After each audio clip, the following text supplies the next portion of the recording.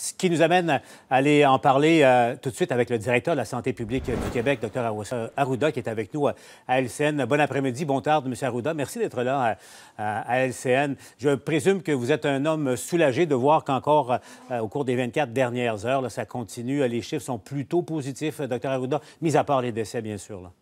Oui, bonjour tout le monde. Effectivement, ça me conforte de voir que ça baisse, mais je demeure vigilant. Vous savez, il ne faut jamais, avec ce virus-là, penser qu'on a gagné la partie. Comme je vous le dis, c'est bien, c'est correct. On est très heureux de voir que les chiffres vont en baissant, donc notre déconfinement peut se poursuivre. Par contre, il faut demeurer vigilant, puis il faut encore respecter les consignes. On réouvre, mais comme je l'ai dit souvent, en libération conditionnelle, il faut avoir des conditions, c'est-à-dire respecter le 2 mètres de distance, etc., etc. Bien, justement, je vais vous prendre au mot, Dr Arruda. Il faut avoir des conditions gagnantes également. Le 2 mètres, les mains, on comprend ça. Parlez-moi du masque un peu. Vous avez vu comme moi, les médecins, plusieurs vous ont demandé, suggéré de le rendre obligatoire. J'entends vos réponses, là, et j'essaie de traduire fidèlement votre état d'esprit. Est-ce que je me trompe? Si jamais il y a une deuxième vague qui réapparaît, c'est là que vous allez le rendre obligatoire au Québec? C'est-à-dire qu'effectivement, si les gens n'auront pas fait, je dirais, la norme sociale adéquate, si les gens ne le font pas et qu'on se rend compte que ça participe à la transmission du virus, on verra ce qu'on fera à ce moment-là. On va essayer de convaincre plutôt que de contraindre. Okay. On va suivre aussi ce que vont nous recommander les différentes autorités de santé publique, tant au Canada qu'aux États-Unis, qui le recommandent fortement, mais qui ne le rendent pas obligatoire. À Toronto, il est obligatoire dans les transports en commun. Quand vous dites on verra à ce moment-là, on verra, ça inclut le masque obligatoire? Oui, effectivement. Tout moyen, en fin de compte, qui sera reconnu par les autorités de santé publique. Toronto peut le décréter comme municipalité, là, comme meilleur que d'autres au Québec pourraient le faire, mais les autorités de santé publique actuellement canadiennes, je vous dirais, et américaines ne l'ont pas fait. On va suivre la littérature aussi là-dessus.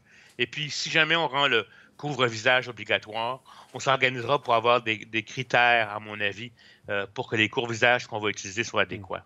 Dr Arruda, profitons-en. Proposition, je vais m'en tenir à des questions courtes, puis allons-y avec des réponses courtes, si vous le voulez, parce qu'il y a tellement de sujets qui intéressent directement à tout le monde. D'abord, est-ce que vous réalisez c'est difficile pour les gens de s'y retrouver dans les normes? Là? 2 mètres, 1 mètre et demi, 1 mètre, ça dépend quel âge on a, ça dépend où on est. Tout ça, c'est pas clair en ce moment, Dr Arruda, pour les gens. Oui, je comprends. On aurait dû choisir peut-être, c'est plus facile un seul chiffre, mais dans le fond, dites-vous que pour vous, c'est 2 mètres. OK? Dans la majorité des situations dans la vie, c'est le 2 mètres. Pour les enfants en bas de 16 ans, en milieu scolaire, d'un camp de jour, etc., ça va être organisé, ça va être 1 mètre avec des petits groupes, là, et où il n'y aura pas de distanciation. Puis seulement dans les salles de spectacle ou au théâtre, ça va être 1,5 mètres. Mais dans le fond, là, si vous avez un chiffre à retenir, c'est 2 mètres. Sauf exception dans certains cas. Exactement. Autre question. Vous avez vu, là, il y a un propriétaire de gym à Québec, je ne sais pas si on vous a informé de ça, qui a décidé, lui, d'ouvrir ses portes plutôt que de faire faillite. Il travaille, là. Son établissement est ouvert aujourd'hui contre vos normes. Allez-vous le laisser faire? Qu'est-ce que vous allez faire avec ça?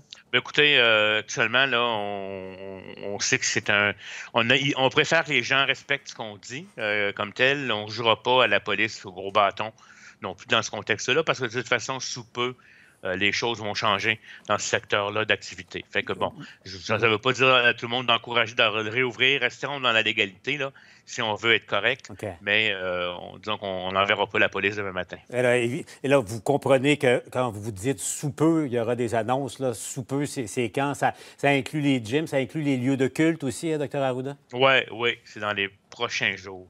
D'ici la fin de la semaine, c'est ça? Je ne veux pas rien enlever aux autorités puis au gouvernement qui va faire ces annonces comme telles, mais ça va être rapidement, effectivement. Dr Arruda, on sort tous, parlons-nous franchement, on sort tous un peu amochés à des degrés divers de ce qu'on vient de vivre. J'ai une question toute simple et toute personnelle. Pour vous, comment ça se passe? Parce que c'est pas facile là, pour personne, à commencer par vous en ce moment. Écoutez, je suis supporté par une bonne équipe comme telle. Ça fait partie de mon travail. Comment je pourrais vous dire? C'est difficile. Moi, j'ai trouvé ça excessivement difficile, la période des CHSLD, quand on voyait les gens mourir. Moi, je trouvais ça très difficile. Je me levais à 2 heures du matin pour regarder le chiffre, etc. Là, ça va mieux, à mon sens. Ça demande beaucoup, beaucoup de travail, mais on est habitué à faire ça. Et puis, comme tout le monde, j'essaie d'avoir mes exutoires, de la musique, marcher avec mon chien, etc. Fait que dans le fond, On passe ça bien, comme avec tous. Des fois, les médias, c'est préoccupant. Ce qu'on dit sur nous, ça peut être traumatisant, Ça mais on vous essaie de atteint? prendre du recul. Ben, Ouais. écoutez, moi, je vais vous dire, ben honnêtement, je n'ai pas demandé cette popularité-là. Je comprends maintenant certains artistes qui disent que la popularité, c'est dur, là. Je n'ai pas demandé. Les gens, des fois, nous donnent des intentions qu'on n'a pas du tout. Mais OK. ça fait partie du jeu. Ça Ouais. fait partie de la démocratie. Moi, je ne suis pas du tout quelqu'un qui a de la rancune ou quoi que ce soit. OK, c'est ça. Là, je comprends, vous le rationalisez. Là. Vous êtes un homme de science aussi, docteur Arruda. Mais dites-moi, je vais revenir une petite question sur l'histoire de votre voyage au Maroc. Là. On a entendu vos explications et on prend vos mots, il n'y a, pas de problème. Mais moi, j'ai une petite question toute simple. Ça sent, évidemment, c'est facile de dire, mais disons, docteur Arruda, sachant ce que l'on sait maintenant, seriez-vous rentré beaucoup plus tôt que ce que vous avez fait? Non, je vais vous dire, je suis quelqu'un qui est très facilement, qui va se sentir coupable sur quoi que ce soit. Avant de partir, les choses étaient en train de s'installer comme telles. Mhm. J'étais là-bas, j'étais en contact avec mes équipes, etc. Et ma présence physique au Québec n'aurait rien changé par rapport aux interventions et aux discussions que j'ai eues à partir du Maroc. Perceptuellement parlant, vous pouvez donner l'impression que je n'étais pas en contact, là. J'étais en lien Non, le non, mais quotidien. vous Non, comprenez-moi non, non, bien, non, non, je ne non, non, veux je pas créer comprends. d'impression. Non, Là. non, non, non, non, non. Je vous dis tout simplement, je me sens pas coupable pour une seule et unique raison, c'est que je suis convaincu à 100% que ma présence physique au Québec n'aurait rien changé par rapport à la situation. Voilà qui est dit. Vous parliez des CHSLD, évidemment, et je sais que c'est l'expression du premier ministre, c'est facile de jouer au corps arrière, au quarterback du lundi matin. Là n'est pas mon intention, mais en même temps, c'est important de revenir sur nos erreurs pour essayer de ne pas les répéter en raison d'une deuxième vague. Quand on regarde, docteur Arruda, le plan de bataille, il a très, très bien fonctionné pour la population, pour mais l'ennemi est entré sournoisement par notre flanc. Quand on regarde là, géographiquement un plan de bataille, l'ennemi est entré sournoisement par le flanc gauche dans nos CHSLD. Avez-vous une idée, vous, à quel point nos patients étaient vulnérables? Par exemple, au phénomène des employés qui se promènent puis qui ont contribué beaucoup, contre leur gré, sans le savoir, à transmettre la COVID. Le saviez-vous? Parce que l'Italie était passée par là, la France était passée par là quelques semaines avant. Le saviez-vous à quel point on était vulnérables, ne serait-ce que pour ça? Bien, très honnêtement, pas à cette ampleur-là. Je savais que les gens qui y vivaient étaient très vulnérables. Ce que je ne connaissais pas, c'était l'état je vous dirais, du manque d'employés qu'il y avait dans les CHSLD, la quantité de personnes qui passaient d'un milieu à un autre. Ça, je n'avais pas ces informations-là. OK. C'est pas d'ailleurs mon secteur, mais de toute façon, je pense que on a été pris de surprise. Puis, deuxièmement, ce maudit virus qui aussi, si vous me permettez, se transmet avant d'avoir des symptômes. Parce que les protocoles étaient existants, présents, mais il y avait un problème de ressources humaines pour être en mesure de les appliquer, aussi avec une problématique associée au manque de protection personnelle. Et ça nous a tous éclaté au visage, on comprend ça.